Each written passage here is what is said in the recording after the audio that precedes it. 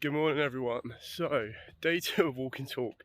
The plan is I'm going to try and do these videos with a bit more visualization, so images up and to the left, and just give you a topic of discussion. So, today we're going to talk about a forbidden limited list, mainly the next one that could possibly be coming out.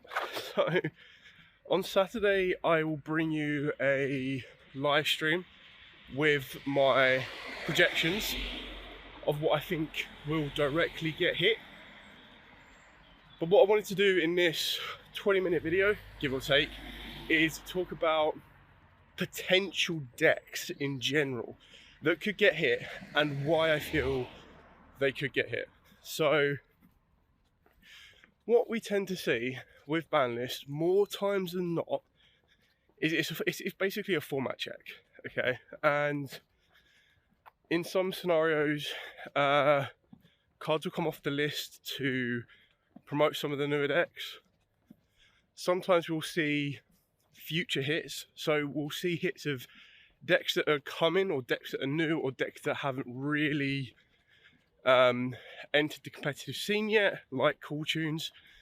But those hits would usually be a foresight. Now, that's a little bit rare. I think that should be a bit more common. And I'll use Cool Tunes as a prime example right now. So, what I mean by that is, I think Yugioh Rosewhip could be an issue. Because it's a card that, if it doesn't get hit on this exact list, it should, in theory, get hit on the next list. So for those of you that don't know what Yugioh Rosewhip is and why it'll be utilised in Cool Tunes is, Cool Tunes can special summon a tuner from the deck, being Cool Tune Q. So they can get direct access to Yugioh Rosewhip, and Yugioh Rosewhip basically says your opponent can only activate one spell per turn. When you combo that off with Cool Tune RS, Cool Tune RS doesn't negate the activation, it negates the effect. So if it negates the activation, then your opponent could activate another spell. But because it negates the effect, that's it. That's their first spell gets negated. It basically means that they don't get to play spells. That's just something that's just the example of what could kind of preemptively be hit. I doubt it, but that's just the example that I thought would be a good one to use. So let's talk about the rest of what could possibly happen. So it would become no surprise to me if Dracotail was to become, because Dracotail are quite dominant right now, like not winning everything, but they're consistently topping. It already got a tap on the last list with Ketu going to 1. So I think this list we're probably going to see something a little bit bigger happen. Now, one of the consensus targets is 5 mana, which I kind of don't disagree with. 5 mana or Rahu. I don't think Rahu would be enough. We've already kind of seen how good the deck is, even with 1 Ketu.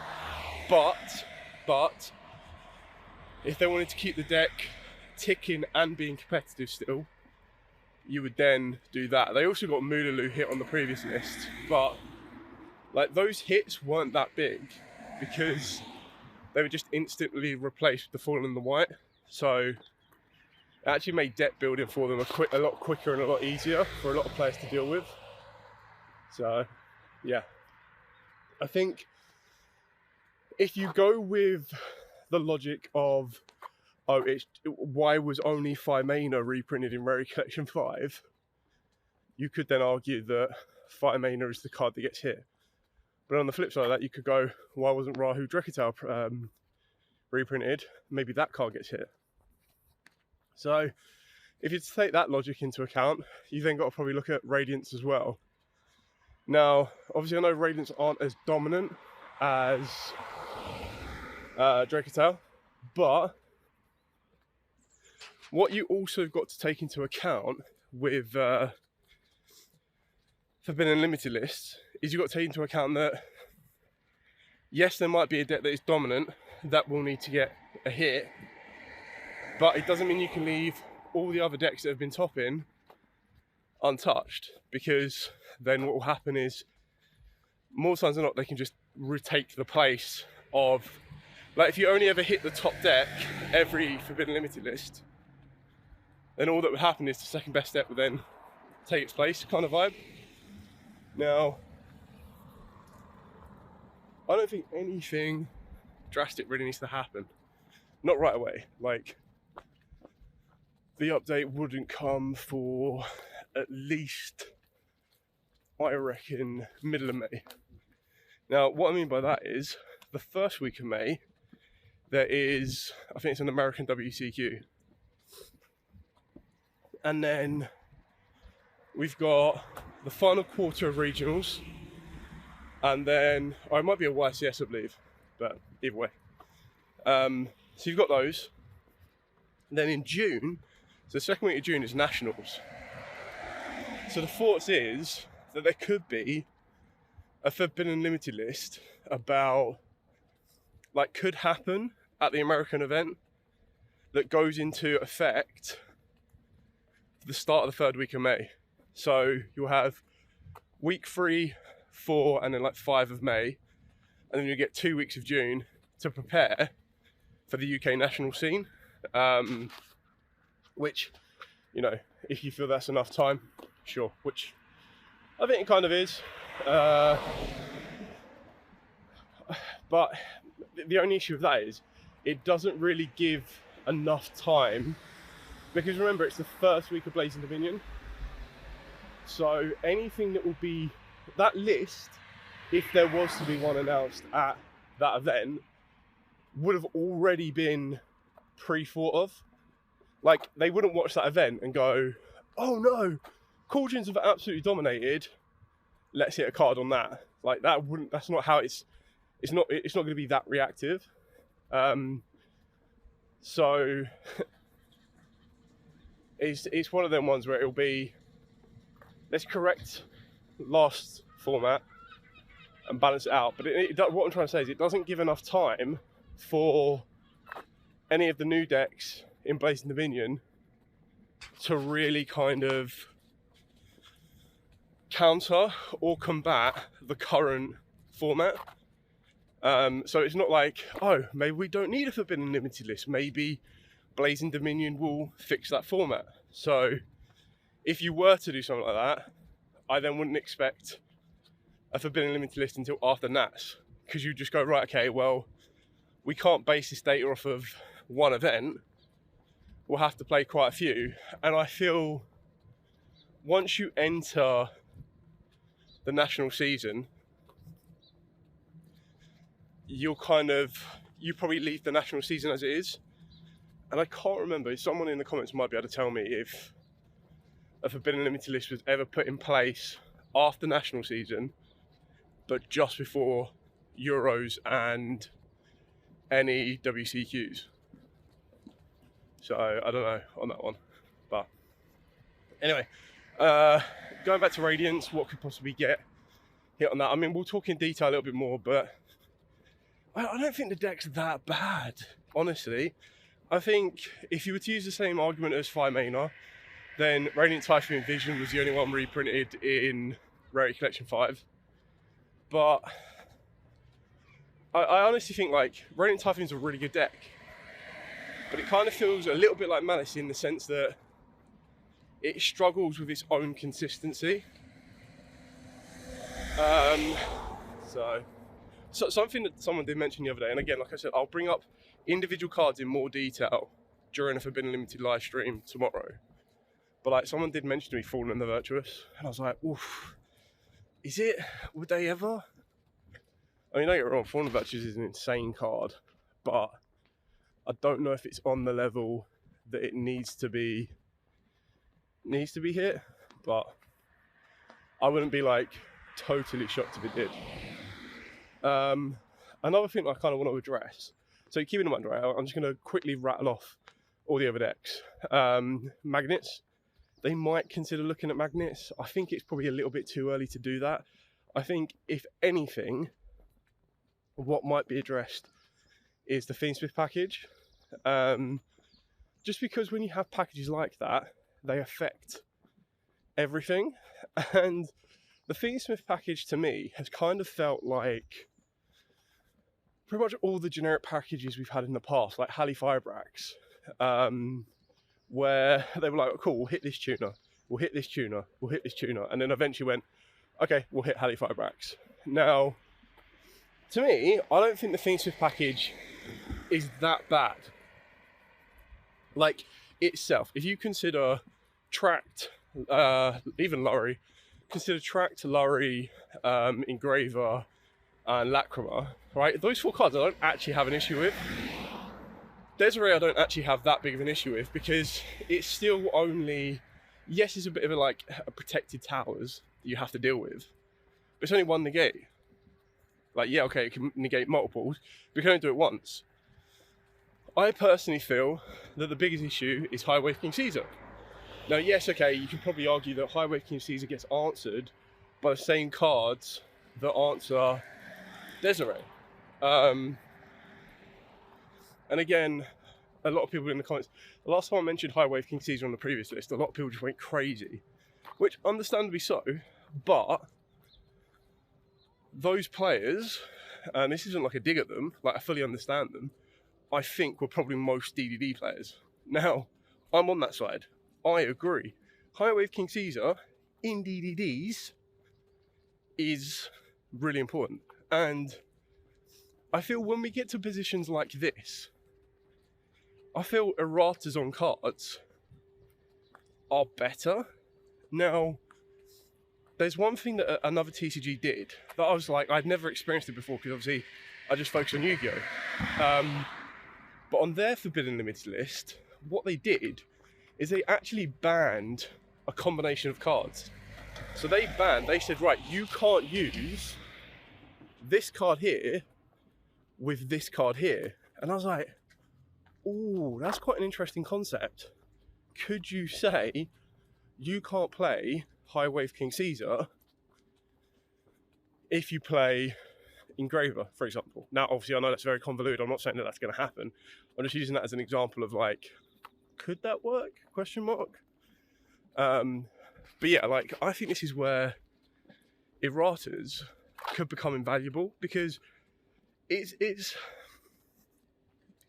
I don't know, but it's one of the ones where you kind of acknowledge that the road decks in DDDs need a card. And now, obviously, only using High Wave King Caesar, you could also argue Nightmare Mermaid as well. But all you need to do is make a card that's generic, not generic. So you would have to go, okay, cool, High Wave King Caesar requires 2DD level 6s. And it's like, problem solved. Yeah, it kind of hurts you Bell a little bit, but you Bell pre Fiendsmith, we're using Unchained to make it. And I just feel it solves the problem if you do something like that, because then DDDs get to keep it. And I suppose if you put that pitch out there to the majority of the player base, like the DDD players will agree. They'll be like, yeah, it's fun. Like, they'll probably say, I see why it's a competitive issue, like why it's an issue in generic Fiendsmith packages, but I don't want it to go because I play in DDDs. And I think that's one kind of benefit that you get when you don't lock yourself down to a specific deck. You get to be a bit more experimental, and you get to kind of understand the pros and the cons. Again, I'm not saying it's going to happen with High Wave King Caesar, but if I was to pinpoint where it gets to a point on Fiendsmith and I'm like, probably lost now, is when they make High Wave King Caesar, because either you have to burn a lot of resource to out it. It probably brings Nibiru back in the fold as well, because Desiree can't stop Nibiru. So, I don't know. We'll talk about that one a little bit more. But I think the Fiendsmith package needs to be checked. I just don't think it needs to disappear. And I can't think of anything that you hit that checks it in the right way. Because, okay, you check track. So, they just play more Engraver. Or if you check Engraver, they just play more trapped. If you check Lacrima, like the main deck level 4, okay, I still don't think it's that big of an issue. If you check Requiem, the engine just kind of folds on itself, so you can't really do that. If you check Desiree, everyone just goes for High Wave King Caesar. So, pros and cons. Just trying to rattle off on the top of my head the other decks that are still out there. I mean, we saw Archmages, Malice, and Mitsurugi win the 3v3 YCS. I don't think they're that bad decks, to be honest. Archmages were playing K9. The argument you can make on K9, I mean, a lot of people are asking for Ripper. I don't think Izuna's that bad. Some people might argue Nationite, but again, I don't think Nationite's that bad. Jokel, maybe you just forbid Jokel. Maybe that answers it. But I think K9s are kind of like Fiendsmiths, where Ripper isn't that bad. Like, Ripper's a bit annoying, but Ripper's only like, it's this handle grave effect, right? Like,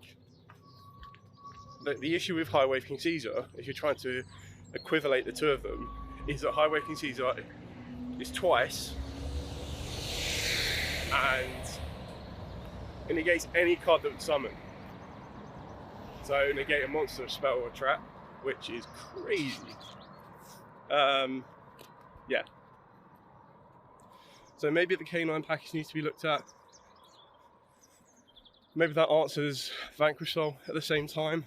I'm not sure how I feel about Vanquish Soul, because Vanquish Soul kind of seems to be like that deck where if you have it, you have it, and if you don't, you're not doing too well. So I can't think of anything in the Vanquish Soul lineup where you're like, cool, hit those cards. And I think it's definitely the K9s that keep Vanquish Souls being competitive. Because when you think about it, apart from Holly Sue and Vanquish Soul Start, all of those Vanquish Soul cards were like had their own deck prior to that. The issue they had is that before K9s, they had to play a lot of these random, like, less effective cards just to be the attributes. Whereas with K9s, you're like, cool, my Izuna's my Earth. So Izuna's an Earth? No, is it Lupus is an Earth? I can't remember what one it is top of my head, but you get the point. They had the attributes, like the K9s add the attributes as well as just being pretty good cards. So trying to think what else I'm talking about. I know, like, branded Dracotail. The branded need to be hit. I think branded would become a collateral kind of hit, because the deck doesn't rely on branded fusion as heavily anymore, which is nice. Like, branded fusion's great, but I actually quite like to go into the Ecclesia, which is really nice. Again, someone mentioned at locals Cartesia. I was like, oh no, really? Well, I don't think Cartesia is that bad. Yeah, okay, Branded just won the Swiss Nats, but I feel Branded is one of them decks where it rewards you for being a good player as well. I'm not saying that anyone picks up Dracotail Branded, but the majority of people can play Dracotail Branded. And when we say Dracotail Branded, it's literally like, what? Falling in the White, and then Branded Fusion and that. So, I don't know. I think there's a lot to talk about more in a Forbidden Limited list. But I wanted to give you some of the bullet points as I was on my way to work again. Yeah, time has been escaping me this week, towards the end of the week. I'm waiting on a few cards to do X-Savers. I know you lot have been waiting on that, so apologies. I would have loved to have started to bring you Blazing Dominion content next week, but again, unfortunately, the sneak events have been delayed, products and promo. So I've just got to wait for my cars to turn up. Hopefully that means Wednesday/Thursday when OTS stores start to get the product in, I can pick up a bit more, a few more boxes or packs, and then yeah, start to build some of the decks. I already got some decks that I'm ready to, like one of the ones I want to highlight for next format is going to be Enneacraft. I think I'm personally not going to play it because I don't like its play style, but I can see its strengths, and I think it's going to be one of the decks that a lot of people need to know about it. So anyway, check my train's not been delayed. No, okay, cool. I've got like 11 minutes, which is beautiful. Anyway, yeah, I hope this video's been, I don't know how you guys watch these videos. I don't know whether you see them as therapeutics or whether you see them as informative. So hopefully they've been a mixture of both. Anyway, thank you so much for watching. Don't forget to like, comment, subscribe, share. I will see you on the live stream tomorrow. I'm going to try and aim for about 7 PM. I've got to ask to see if my friend is available to join, as I just think sometimes it's nice to go back and forth, and then if not, we'll just do it with live viewers as well. Anyway, stay safe, and until next time, happy dueling.